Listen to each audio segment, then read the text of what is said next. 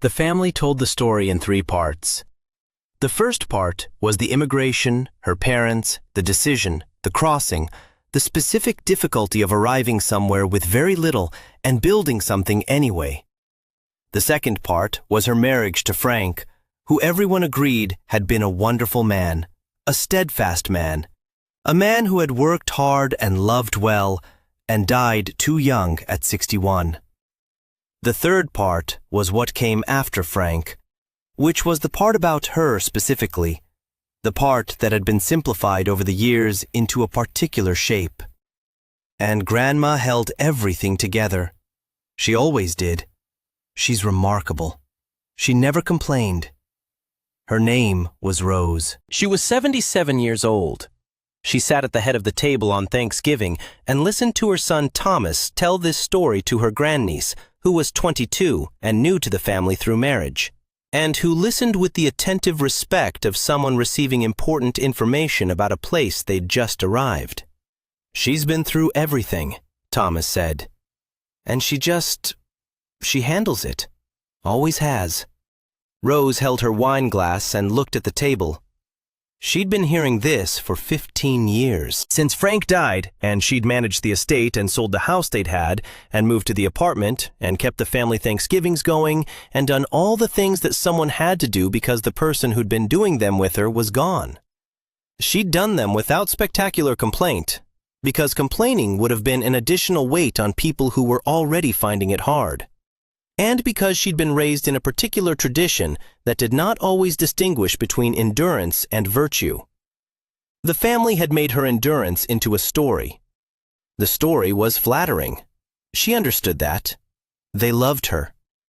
Thomas loved her, genuinely, with the specific devotion of a firstborn son who had watched his mother be extraordinary and had concluded from it that extraordinary was her natural state, requiring no cost. The cost had been considerable. She didn't say this. Not at dinner, not in front of the grandniece who was still learning the family's geography. She listened to Thomas finish the story, and she smiled at the grandniece, and the conversation moved on. But later, after the dinner plates were cleared, after the table had reorganized into its post-meal configurations of people who were talking, and people who were replete, and people who were helping in the kitchen, her granddaughter Lily came and sat beside her. Lily was 24. She was Thomas's younger daughter, and she had always been the one in the family who asked questions that didn't have comfortable answers, which had occasionally been inconvenient and was now, it turned out, valuable. "Grandma," she said, "can I ask you something?" "You can ask me anything," Rose said. She meant it. "Were you happy?" The table was still busy with conversation. Nobody was paying particular attention to the two of them, the grandmother in her chair and the granddaughter who had pulled a chair close. Rose looked at Lily. "What a question," she said. "I mean it. Not were there good things. I know there were good things. But were you—" Lily searched for it. "Did you get to have the life you wanted?" Rose set down her wine glass. She thought about the story Thomas had told, the immigration, the marriage, the holding of everything together. All true, all genuinely true, none of it invented or exaggerated. Also, not the whole of it. "No," she said, "not entirely."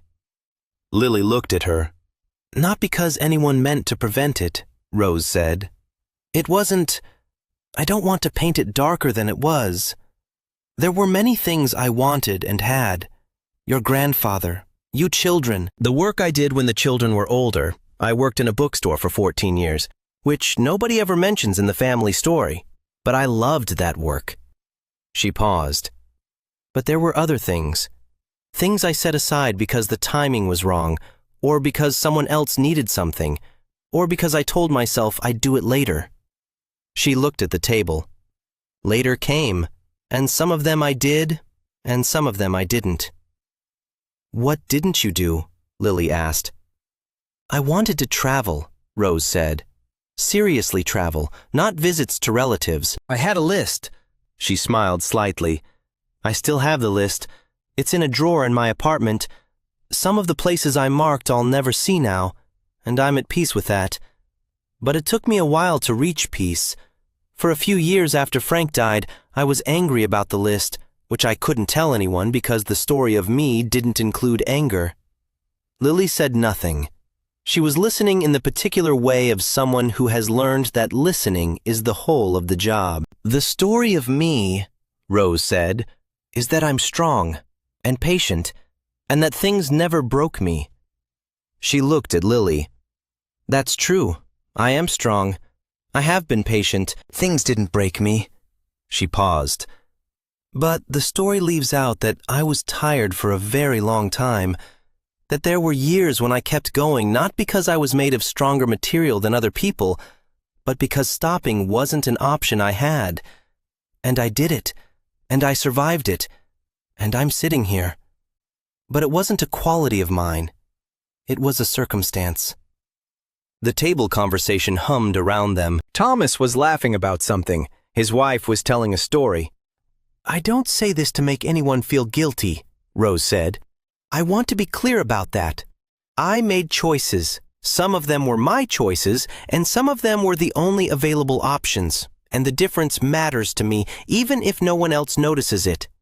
She looked at her granddaughter. The family turned me into a legend, because it's easier than sitting with the fact that things were hard. If I'm remarkable, then it makes sense. If I was just a person in a hard situation doing what needed doing, that's harder to hold. Lily looked at her. But that's what you were. Yes, Rose said. That's what I was. Here's the thing about being turned into a legend by the people who love you.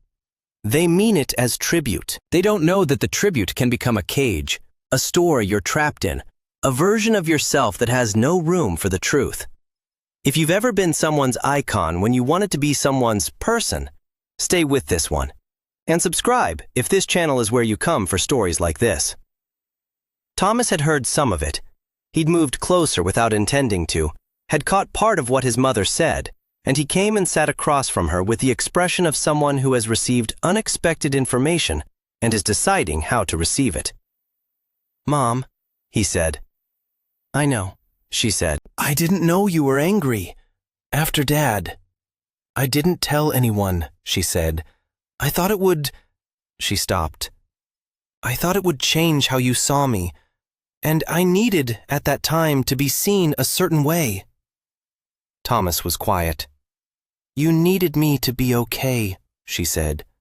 So I was okay, in the version I gave you. She looked at her son.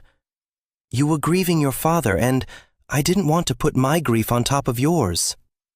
You were allowed to grieve him too, Thomas said. I know that now. Did you know it then? She considered the question honestly. I knew it in theory, but theory and permission are not the same thing. She paused.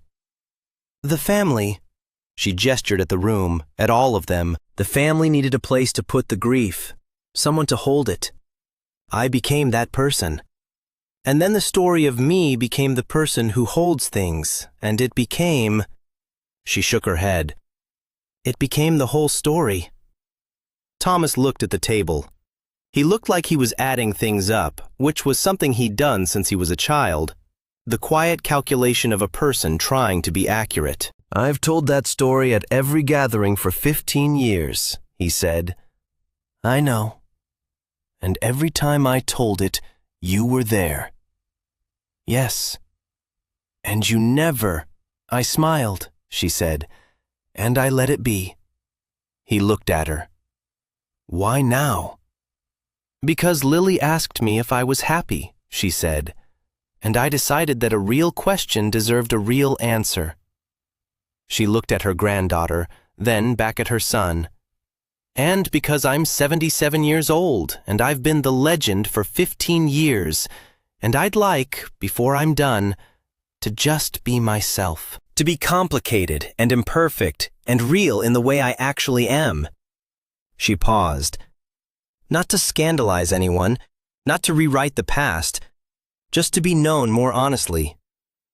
The table was mostly quiet now. Other conversations had stilled as people tuned in without quite deciding to. Rose noticed this and didn't stop. "Your grandmother was not a saint," she said, generally to the room. "She was a woman who had a difficult time and handled most of it without adequate help, and came out the other side with her wits and most of her humor." She looked around the table. "I loved your grandfather. I love all of you. I would do most of it the same way." She paused. "But I was also, for many years, tired and sometimes angry, and occasionally quite alone, even when I was surrounded by people. And those things were true at the same time as the other things." She looked at Thomas. "I don't tell you this to make you feel you failed me. You didn't know. I didn't tell you." Thomas said, "I would have wanted to know." "I know," she said. "I know you would have. I should have let you." The room held this for a moment. Her daughter-in-law, Sandra, said from the other end of the table, "What's on the list?" Rose looked at her. "The travel list," Sandra said. "The places you wanted to go." "Oh," Rose smiled. "Portugal, which I've now been to. I went 2 years ago with my friend Harriet, so that one's crossed off." She paused. "Japan, which I haven't been to and probably won't now, but I still think about it." She considered. "Scotland, Budapest. There was a period where I was very focused on Budapest for reasons I no longer fully remember." The grandniece, the new one, 22, still learning the geography, said, "Budapest is wonderful. I went last year." "Is it?" Rose looked at her with genuine interest. "The bridges," the young woman said. "The bridges across the Danube. Tell me," Rose said. The young woman told her. The table listened, or some of it did, and the conversation found a different shape. The story of Budapest from someone who'd been there, and the questions from an old woman who had a list in a drawer and had never made it. Lily was still beside her. She reached over and put her hand on her grandmother's. "Thank you," she said quietly. "For what?" "For telling the truth, in front of everyone." "It wasn't the whole truth," Rose said. "It was a piece of it." She looked at her granddaughter. "The whole truth would take longer than Thanksgiving."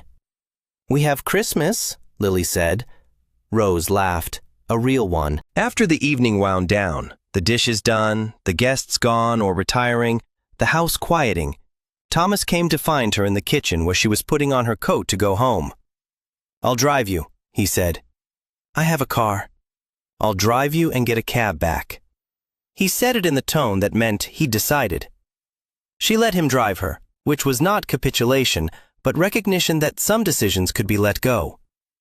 In the car, he was quiet for a while. Thomas often thought in silence, which she'd always appreciated about him. "I want to ask you something," he said. "Go ahead." "The anger you mentioned, after Dad." He looked at the road. "Are you still angry?" "No," she said. She meant it. "That passed." She paused. "Anger like that passes when it's been acknowledged. I think that's what I needed. Not for anyone to fix anything, just for it to be true that I was angry, instead of the story where I was fine." "I wish I'd known," he said. "I know. I could have, Thomas." She looked at him. "You couldn't have given me more. You gave what you had." "I'm not asking for guilt." She put her hand briefly on his arm. "I'm asking for the truth, which is different." He nodded. "The stories we tell about people," she said, "they get heavy. They get heavy for the person inside them." She looked at the dark streets. "I'm not asking you to stop loving me. I'm asking you to love me as I actually was." Thomas drove. "As you actually are," he said. "Yes," she said. "Also that." He pulled up to her building. He got out and walked her to the door, which she allowed without protest. At the door, he hugged her. The particular hug of a son who is 49 years old and has just understood something about his mother that he should have understood earlier, and is choosing not to waste time on the guilt of it. "Good Thanksgiving," he said. "It was," she said. She meant it. She went upstairs. She took off her coat and made tea and sat at her kitchen table in the quiet of her own apartment, which was hers entirely, arranged exactly as she liked it, containing no compromises she hadn't made deliberately. She thought about the list in the drawer. She got up and went to the drawer and took out the list. It was on paper, actual paper, and the handwriting was from years ago, some of it Frank's, which she hadn't expected to remember until she saw it. He'd added a few places in the margins, small suggestions, his handwriting small and practical. She sat at the table with the list. Portugal, crossed off. Japan, not crossed off. Budapest, not crossed off. Scotland, not crossed off. A handful of others. She found a pen. She looked at the list for a long time. Then she called Harriet, who was 74 and had been her travel companion to Portugal, and was the kind of friend who answered late calls without making a thing of it. "Budapest," Rose said when Harriet picked up. "What about it?" "Could go? Next spring." A pause. The kind that was considering rather than refusing. "My grandson says the bridges are something," Rose said. "I've heard that," Harriet said. "So?" "Send me dates," Harriet said. Rose put down the list. She thought about the evening. The table, the story Thomas had told, the grandniece listening, Lily's question. "Were you happy?" The answer she'd given, which was not the answer the story usually contained. She thought about being 77 and having a list and the particular decision to still be on it. She'd been the legend for 15 years, the woman who held everything together, who never broke, who managed. The legend was not false. She had held things. She had managed. She had not broken. But the legend had left her out, had turned the person into the feat and lost the person in the turning. She was not a feat. She was a woman with a list, and a friend who would look into flights, and a table of family who were, tonight, slightly less certain about the story they'd been telling. That was something. She folded the list and put it in her coat pocket where she'd see it. She finished her tea. She went to bed at a reasonable hour and slept well, which she'd been doing for a while now, sleeping well. The specific sleep of a person who has stopped carrying more than is hers to carry. In the morning, she would look up Budapest. She'd mark it on the list. If you know someone who's been turned into a legend, or if you are that person, I hope this story gave you something. The truth isn't always a scandal. Sometimes, it's just the rest of the sentence. Leave a word in the comments if something here landed, and take care of yourselves.